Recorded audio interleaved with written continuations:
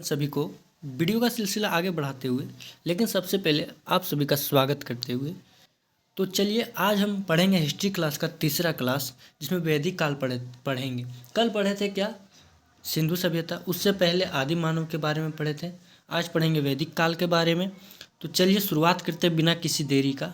Like ज़रूर कीजिएगा। चलिए शुरू करते हैं। तो देखिए, कल जो 2 क्वेश्चंस बच चुका था सिंधु सभ्यता के बारे में, तो आज उसको कंप्लीट करते हुए आगे बढ़ेंगे। तो क्या है कि सिंधु घाटी सभ्यता का विस्तार क्या था? तो 1100 किलोमीटर उत्तर से और दक्षिण तथा 1600 किलोमीटर पश्चिम से पूर्व तक। तो अगला क्वेश्चन है, सिंधु घाटी सभ्यता के विनाश का क्या कारण था? तो कई कारण हो सकते हैं, बार बार बाढ़ आने से, भूकंप से, आर्यों के आगमन से। लेकिन देखा जाता है कि बाढ़ आने से हो गया था। आप लोग सुने भी होंगे, हिस्ट्री में पढ़े भी होंगे। तो आज का टॉपिक है वैदिक काल।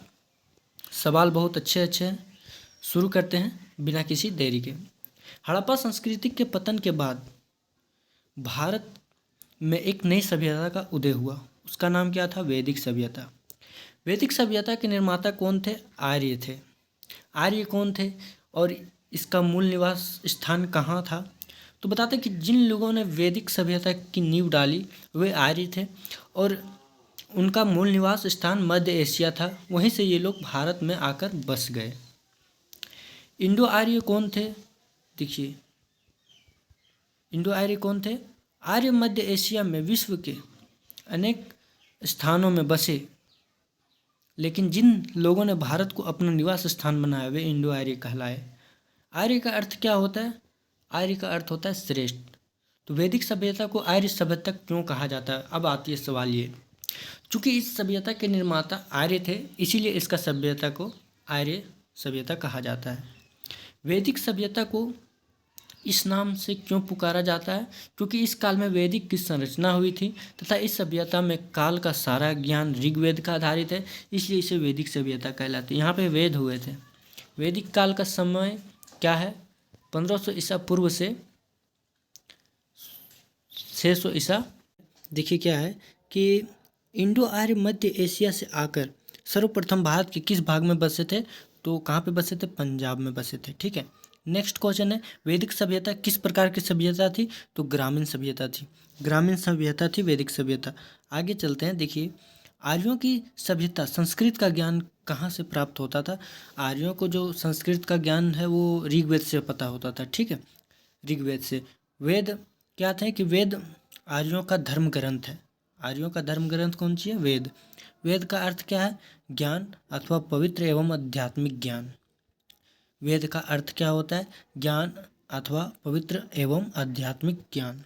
आगे चलते हैं। वेदों की कुल संख्या कितनी है? तो आपको पता होगा, ये पता भी होना चाहिए, बहुत जरूरी है। ऋग्वेद, सामवेद, यजुर्वेद, अथर्ववेद। सबसे प्राचीन वेद आप ऋग्वेद है। वेदों की रचना किस भाषा में हुई थी? तो संस्कृत में हुई थी। वेदांग क्या है? वेद का वह अंग जिसमें शिक्षा, कल्प, व्याकरण, ज्योतिष का वर्णन है, उसी को वेदांग कहते हैं। इंडो आर्य कौन सी भाषा बोला करते थे? तो ये आपको पता है कि संस्कृत बोला करते थे। वेदों की रचना सरस्वती नदी के किनारे हुई थी। इंडो आर्य सबसे पवित्र नदी सरस्वती नदी को मानते थे और वैदिक काल की सबसे प्रमुख नदी सिंधु नदी थी। आर्यों का मुख्य पेशा क्या था? कि पशुपालक थे और खेती उनका गौण धंधा था। ठीक है। आर्यों के जीवन में सबसे अधिक महत्व किस जानवर का था? तो घोड़ा का था। आर्य अपने साथ घोड़ा लेकर आए थे। वैदिक काल में सर्वप्रिय देवता इंद्र देवता को माना जाता था। आर्यों के बीच किस वस्तु को लेकर लड़ाई हुई थी? तो गाय के। ठीक है, हमेशा लड़ाई हुई करती थी गाय के लिए। आर्य पुरोहित को दक्षिणा में कौन कौन सी वस्तुएं दिया करते थे? गाय और दासियां। आर्यों ने किस नई धातु की खोज की थी? तो लोहा। ठीक है। आर्य जनजाति की सबसे छोटी इकाई कौन सी थी? ग्राम। और आर्य समाज के कई परिवारों के समूह को क्या कहा जाता है? ग्राम कहा जाता है। देखिए, ये सबसे इम्पोर्टेंट है। आर्य जनजाति की सबसे छोटी इकाई कौन सी थी? तो ग्राम थी। ठीक है। आर्य समाज के कई ग्राम के समूह को क्या कहा जाता था? विष कहा जाता था। ठीक है। आगे चलते हैं। वैदिक युग में सर्वोच्च अधिकारी कौन होता था? तो राजा होते थे। वैदिक काल में राजा के सलाहकार को क्या कहा जाता था? पुरोहित कहा जाता था। वैदिक काल में जो सलाहकार होते थे उन्हें पुरोहित कहा जाता है। वैदिक काल में 2 महान पुरोहित हुए थे, वशिष्ठ और विश्वामित्र। आप इन गुरुओं के बारे में जानते होंगे। वैदिक काल में राजा को परामर्श देने वाली संस्थाएं कौन सी थी? सभा और समिति। ठीक है। वैदिक काल में परिवार के प्रधान को क्या कहा जाता था? कुल्प कहा जाता था। अभी आपके भी घर में कोई दादाजी होंगे, प्रधान होंगे, तो उसी प्रकार से वहाँ पे परिवार के प्रधान को कुल्प कहा जाता था। वैदिक काल में लड़ाकू दलों के प्रधान को क्या कहा जाता था? ग्रामीण, जो गांव का मुखिया भी होता है। वैदिक काल में दस्यु किसे कहा जाता था? दस्यु आर्यों के भारत आने से पहले यहाँ बसने वाले मूल निवासी दस्यु कहलाते थे। धार्मिक अनुष्ठानों एवं पर्व त्योहारों के अवसर पर वैदिक काल के लोग कौन सा पेय पिया करते थे? तो सोमरस पिया करते थे। सोमरस बहुत प्रचलित था। अभी के जमाना में तो दारू बियर है। वैदिक काल में समाज कितने वर्णों में विभाजित था? तो देखिए, वैदिक काल से ही चला आ रहा है ब्राह्मण, क्षत्रिय, वैश्य और शूद्र।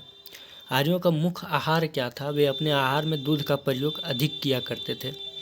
और रामायण एवं महाभारत जो है प्राचीन काल के महाकाव्य हैं। ये सिर्फ काव्य नहीं, महाकाव्य है। ठीक है। देखिए, वैदिक काल में कबीलाई समाज कितने समूह में विभाजित थे? पुरोहित, योद्धा एवं सामान्य लोग। उत्तर वैदिक काल का समय क्या था? तो 1000 ईसा पूर्व से 600 ईसा पूर्व तक उत्तर वैदिक काल का समय था। ये इम्पोर्टेंट है। ऋग्वेद को छोड़कर शेष धर्म ग्रंथों की रचना कब हुई? तो उत्तर वैदिक काल में हुई। ठीक है। ऋग्वेद कहाँ पे हुई थी? पहले हुई थी, लेकिन ऋग्वेद को छोड़कर और बाकी जितने हैं वो उत्तर वैदिक काल में हुए। उपनिषद साहित्य क्या है? देखिए, उपनिषद साहित्य एक प्रकार का दार्शनिक साहित्य है।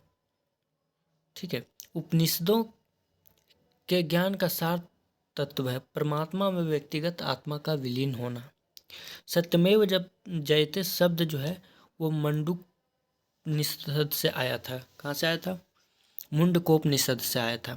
पढ़ते हैं। देखिए, उत्तर वैदिक काल में महाजनपदों की संख्या कितनी थी? तो 16 थी। ठीक है। महाजनपद 16 थे। 600 ईसा पूर्व में कौन से जनपद शक्तिशाली थे? तो कौशल, मगध एवं वत्स। 600 ईसा पूर्व में कौशल, मगध एवं वत्स के अतिरिक्त एक और शक्तिशाली राज्य था। उसका नाम था अवंती। इसका केंद्र उज्जैनी मतलब उज्जैन था। अंग राज्य के प्रसिद्ध बंदरगाह का क्या नाम था? तो चंपा था। ये पूछा गया है बीपीएससी 94 में, अंग राज्य के प्रसिद्ध बंदरगाह का नाम। तो फिलहाल आज इतने ही रखते हैं। चलिए, कुछ बचा हुआ और देख लेते हैं, बाकी फिर मगध साम्राज्य आगे पढ़ेंगे। अंग राज्य के प्रसिद्ध बंदरगाह का नाम क्या था? चंपा था। और आधुनिक उत्तरी बिहार में प्राचीन काल में कौन से 2 प्रसिद्ध गणराज्य थे? तो वैशाली के लिच्छवी एवं कपिलवस्तु के शाक्य। लगभग 600 ईसा पूर्व में भारत में कौन सा राज्य सबसे अधिक शक्तिशाली बन गया? मगध। मगध जो है वो बिहार से शुरू हुआ और पूरा उत्तर भारत पर राज्य हुआ मगध का। तो आज इतने ही है, फिर आगे पढ़ेंगे। देखिए, आता है मगध साम्राज्य, पढ़ेंगे। आज इतने रखते हैं, मिलते हैं अगले वीडियो में। तब तक के लिए जय हिंद, बाय बाय। अगर अच्छा लगे तो लाइक और सब्सक्राइब जरूर कीजिएगा। मिलते हैं अगली वीडियो में।